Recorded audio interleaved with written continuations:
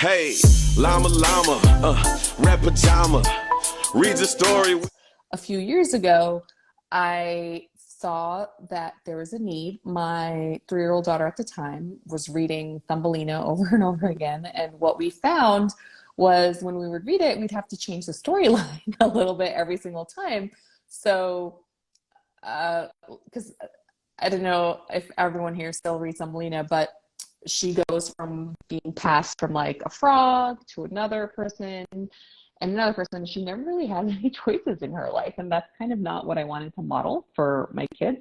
And we would read fairy tales, and we just found that my husband and I found that we would just change the plot a lot. So that's where the idea of my podcast, Bearily Reimagined Fairy Tales, came.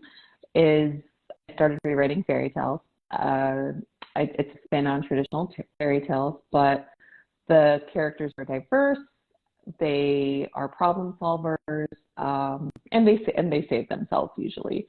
So, and then they also touch on, current issues a little bit. So, one of my most recent one, Three Billy Goats Gruff, is about three goats who are trying to cross a bridge, but they're not allowed to because the people on the other side are afraid of them. But one side has lush valleys and the other side is basically desolate, but then they eventually cross over. So it's kind of like a little bit about immigration and how we treat people from other countries. There's another one. My most popular story is Sleeping Beauty, and she is a neurodivergent princess, and a school teacher helps me write all the stories, and then we turn them into podcasts. Growing up, I never had fairy tales which featured princesses that look like me.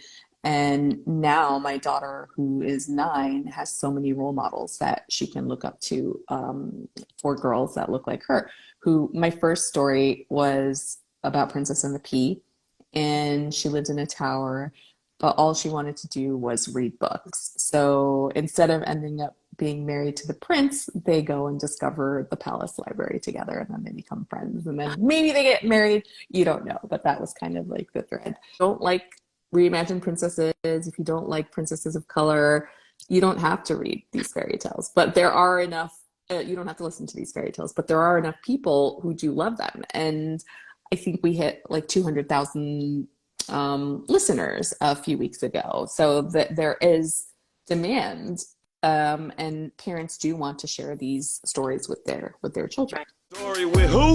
With his mama. Hey, mama kisses, what? Baby hair.